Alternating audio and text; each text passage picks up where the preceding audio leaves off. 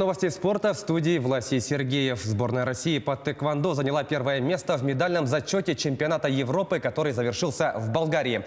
Россияне записали на свой счет 4 золотые, 2 серебряные и 4 бронзовые медали. Награды высшего достоинства в копилку команды принесли Сармат Сакоев, Максим Храмцов, Юрий Кириченко и Татьяна Кудашова. Второе место в медальном зачете заняла сборная Хорватии. На третьей строке турнир завершила команда Испании. Следующий чемпионат Европы по тэквондо пройдет в Великобритании в 2022 году.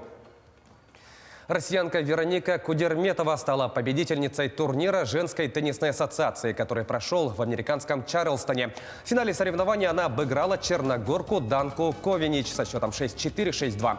Отметим, что российская теннисистка впервые в карьере выиграла турнир WTA в одиночном разряде. В данный момент Кудерметова занимает 38 место в рейтинге ассоциации. На стартах серии «Большого шлема» ее лучшим результатом является выход в третий круг открытых чемпионатов Франции и Австралии. Футболисты Реала одержали победу над Барселоной в центральном матче 30-го тура чемпионата Испании. Встреча прошла в Мадриде и завершилась со счетом 2-1. В составе хозяев поля результативными ударами отметились Карим Бензема и Тони Кросс. Единственный мяч проигравших забил Оскар Мингеса. Отметим, что сливочные во второй раз обыграли каталонцев в текущем розыгрыше премьеры. Всего в активе Реала 98 побед в Эль-Классико против 96 выигрышей у сине-гранатовых.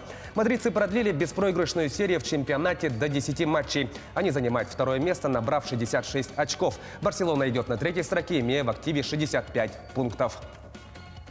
Российский голкипер Тампы Андрей Василевский признан второй звездой игрового дня Национальной хоккейной лиги. В победном матче против Нэшвилла, который завершился со счетом 3-0, вратарь отразил 36 бросков. Этот матч стал четвертым в текущем сезоне, когда вратарь оставил свои ворота в неприкосновенности.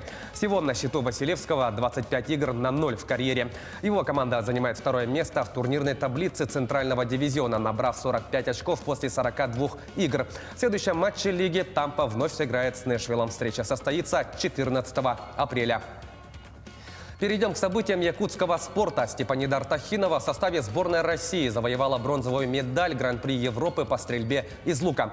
Соревнования прошли в Турции. Якутянка победила в 3 стартовых спаррингах и вышла в полуфинал турнира, где уступила своей соотечественнице Арине Черкезовой. В борьбе за бронзовую награду она выиграла у россиянки Виктории Бальжановой со счетом 139-136.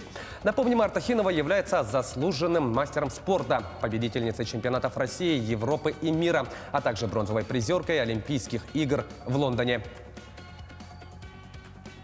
Якутский вратарь мини-футбольного клуба ЛКС Никита Евтушенко признан лучшим игроком ответного матча 1/8 финала Высшей лиги России против Ростова по версии болельщиков клуба. Голосование прошло в социальных сетях.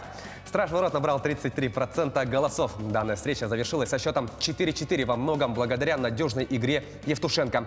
Однако по сумме 2 игр в четвертьфинал турнира прошел Ростов, одержавший победу в первом матче. Отметим, что якутянин в текущем сезоне не только отводил угрозу от своих ворот, но и отличался забитыми мячами. В 18 матчах на его счету 2 результативных удара. Таковы главные спортивные новости к этому часу. Занимайтесь спортом и будьте здоровы!